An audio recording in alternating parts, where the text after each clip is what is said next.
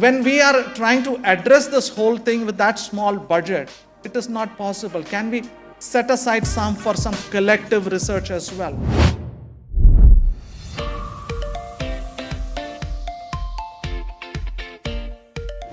This is probably the first conference that I'm seeing that even at the last session, people were so engaged. So I'm so thankful to Hemant, to Rajesh, and the entire team for putting this together. Because coming together right now, this is the beginning that what we have started. Well, just to introduce myself and what we are doing, we are in the process of setting up the University of Liverpool in Bangalore. University of Liverpool, as you might all know, is a 150-year-old, Russell Group university, top-ranked university. We have more than 9 Nobel laureates as been a part of the university all these years. So why India of all these things? I mean, many might even talk about this in various forums in terms of a whole lot of international universities looking at India and why would these universities try to get into India. The most important thing that what we look at when we are entering into India is in terms of the talent which is available here. So how could we nurture the talent here who could help this ecosystem and business here itself? So as fellow academicians and fellow university heads here, I really appreciate that each one of you, the way since morning we have been hearing the wonderful things, the initiatives, the ideas that each one has shared over the last few hours that we have been hearing. Over the last 30 years of my experience in running institutions and setting up institutions in India and across the world, I feel one thing which is extremely, extremely important. This is something which cannot be achieved by an individual institution alone. Most of the time, it always happens that we may be competition outside the market. When we go outside, one table versus another table, we will be going and competing with each other. But more importantly, collaboration is the key for us to be successful here. While we learned about the Ivy League institutions, you also would be aware of the Russell Group institution. The Russell Group is the equivalent of Ivy League in UK, if you look at all the top universities. While in the market space, they are all competition. Oxford, competes with Cambridge. Cambridge competes with another university. Even University of Liverpool is in a, Russell Group Institute. But the way these institutions work together is unbelievable until you sit in some of these meetings which happens. The kind of partnership they have for research. Because when we are trying to address bigger problems to solve, whether through research or whether through academic innovation that what we are trying to do, it is not possible always for us to address these bigger problems as just one institution. And forums like this is an amazing thing. And this whole thing about collective Coimbatore, that what you brought together, is such an amazing thing together, guys. Right? Coming together, thinking about it, thinking about our collective interest. Why? Because we care and we care for the country. Because if you would look at the kind of the demographic dividend the country has currently, we are one of the youngest country in the world. But is that a blessing or is that a curse? It could be both ways. It purely depends upon educational institutions and academicians as how we turn this out, this dividend that what we have. We spoke about the national education policy already. We have been talking about the gross enrollment ratios in the universities, which is about 27%. When I look at a country as big as India, I mean, one of my good colleague did mention this. He was saying, we see oceans of poverty and islands of prosperity, right? The same thing holds good even for our educational institutions. We have oceans of institutions and only islands of excellence which is there in institutions, and quite a lot of them are here in this room as well. But for us to be collectively successful, it's important that we work together to get all the other institutions up to the speed as well. Only then, as in a country, that we will be able to reach and a level what the Prime Minister wishes for. The new education policy has opened up a lot of such kind of avenues. Especially, I'm so thankful for this whole initiative of the universities from the West which could come over to set up campuses here. What does this mean for Indian institutions? Indian institution, it means more opportunity to collaborate and work closely, right? More opportunity for us to co-innovate in many other areas.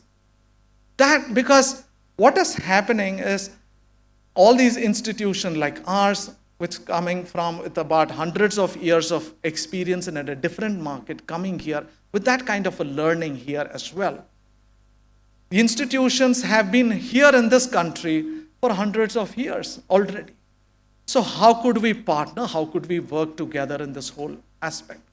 Each one of you might be having research budgets, very small research budget. Each institution may be having, from your balance sheets, if you would look at the percentage of amount that you would have set aside for research, may be very small. And when we are trying to address this whole thing with that small budget, it is not possible. Can we set aside some for some collective research as well? While we are focusing on interdisciplinary research in our own institution, can we focus on inter-university, inter-institution research as well? That is where we can create meaningful research, meaningful outcomes in these researches. So for example, if you would look at, we are in a state of flux, right? As we see, everything is changing on a continuous basis. The global dynamics has changed overnight. What has happened every time we hear the president of one of the largest country, powerful countries coming and making sudden changes, all of a sudden the global supply chain completely gets disrupted, right? Which was built over several decades, it gets changed overnight. We are seeing that technology is changing everything on a continuous basis. So if we would look at all these things, we are in a state of a continuous flux.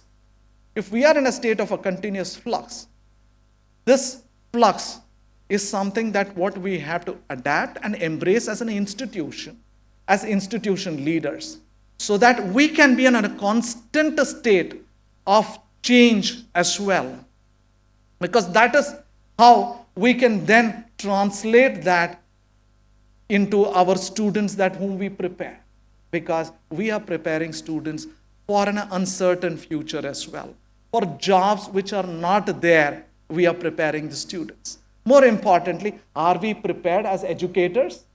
I don't know.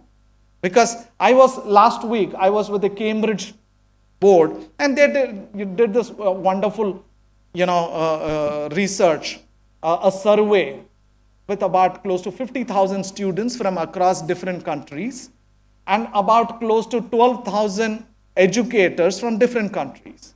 And they said with this, constant state of flux, how prepared are you? You know what the answer was? The students appeared to be more prepared than the teachers, right? So it's important that as teachers or as academicians, how prepared are we so that we are equipped to prepare our own students? As an institution, how prepared are we?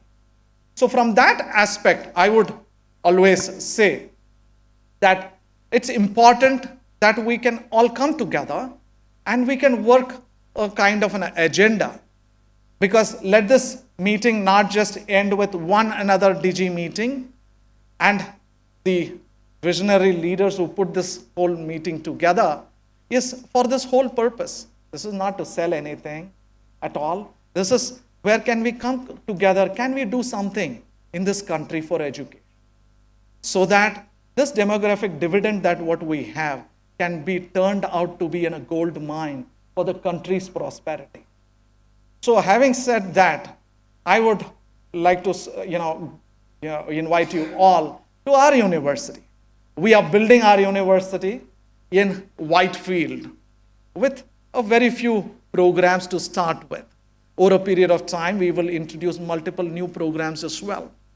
And on research aspect, we are, right from the day one itself, we are, exactly, the way we would do it at our on-campus at UK, we would do that here as well. About 25 years back, we entered China, right?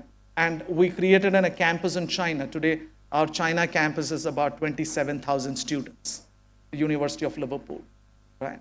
So this is the same time period what China had 25 years back. This is the first time we are opening up to the international universities as well. So today, if you look at, on an average, we have more than 1 million students from India who go outside to study, right? Some of the brilliant minds go outside to study. 1 million. Why should they go? We should retain them here itself. We should build our own unicorns, like somebody asked this question about the unicorns that what we wanted to build here. Can we not? We can, if we all come together. So I'm sure, I'm confident with this, gathering and this start, I'm sure we are going to make a big change. Like the meeting which happened several decades back, which formed the Russell Group of institutions, several decades back, which formed the Ivy League, and I'm sure this is a start of a new revolution as well. Wish you all the best and good luck. Thank you.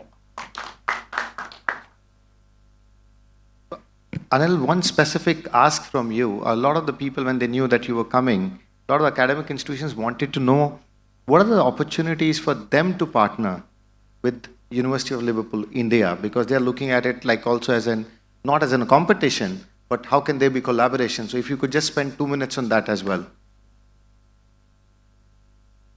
All right, happy to share that. In fact, there are multiple areas of partnership that what we could work. 2-3 areas that top of mind that comes to me. One is, you could have your faculty sent across. We could do some specific sessions and work with faculty, and we could see how, probably we can do workshops in terms of how do we create our curriculum and how our pedagogy is. In terms of research, we can work around in areas of research as well. And we can see synergies where we can work with your institution on certain research.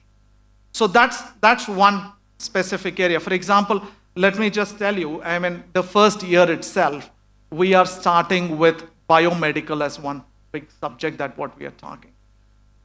We have just, bringing in one of our very renowned scientists, and who is, renowned for his genome sequencing. And he's known for his work in cancer research, right? So we are getting him over, and he will be our full-time faculty here as well. His work in genome sequencing is unbelievable. Areas there. We are working in the area of games design, right? For example, many of us might be thinking games is a child's play sometimes. We don't know. Let me just give you the breadth that what we are looking. Games design for us is a very multidisciplinary program. For example, a few years back, many of you would have seen on the television the Notre Dame Cathedral, which went up the flame. How many of you did see that? Did you see? Yeah? So the Notre Dame Cathedral is a very beautiful church which was built about 600 years back, and it was a national monument and one of the most visited tourist spots. This all of a sudden went up in flames, and the whole church was built in timber, in wood. It went up in flames, and people were crying in the national television, in the world television, looking at this building going off. Immediately after that, a lot of people from around the world wanted to give money for the rebuilding of the Notre Dame Cathedral. So hundreds and hundreds of dollars, millions of dollars came in. And money came in, they sat with a huge pile of money, but basic question was, how do I rebuild a 600-year-old church which has no blueprint? Right? Unfortunately, they never had a blueprint at that time. So after a lot of searching and stuff like that, they couldn't find. But eventually, they built the church. A couple of years back, you would have seen it on the television. There was a grand reopening of this church. Maybe, I don't know how many 100 crores they spent, $100 million they spent. And finally, when at the inauguration, to whom they gave a credit? They gave the entire credit to a game called the Assassin's Creed. In one of the game of Assassin's Creed, there is a level where there is this particular Notre Dame Cathedral church appears in the game. For that, what happened? The gaming company sent a huge team, three teams there who spent 2 years at the church, 2 whole years, measuring every smaller detail in that church to bring it into the game. So that is the closest that they had to the blueprint. And they built it. So a game design is just not a game design. Game design is bringing together architecture, bringing together, history, bringing together fashion design, bringing together literature. There are so many things. When you bring that all together is game design. That's how Liverpool looks at game design. So game design, we have some brilliant professors coming. We have some brilliant work happening around that, brilliant amount of research we are going to do in that.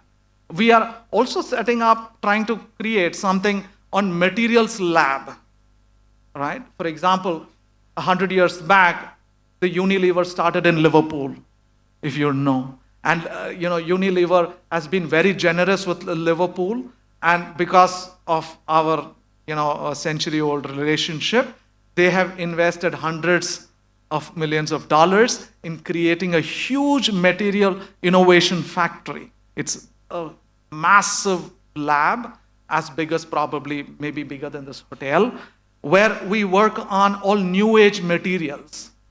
That's what we are working on. And the moment when we came in here, Unilever wanted to extend that here also. We may be working in that as well. Right? So these are all the multiple areas. We are going to work on computer science. We are going to work on games design, biomedical. We are going to work on the management subjects as well that we are going to do. The next year onwards, we are going to expand and get into multiple other areas like behavioral science. We may get into allied health, few other areas as well. So in that ways, faculty and student are more than, we are happy to get them over, work around with your institutions and see some areas of working together. So where we are looking at some kind of a joint research, joint collaboration if possible, and and areas where if students wants to experience the campus, they can come over. And that's the start that what I could see. But of course, there are many other things in the discussions. We are thinking about some summer schools for students just to get a feel of how the University of Liverpool is. The way we are structuring is it's one brand, one university with 2 campuses. That's how we are looking at. So it's going to be seamless between the India and the UK campus. Yeah, I hope that answers. Thank you.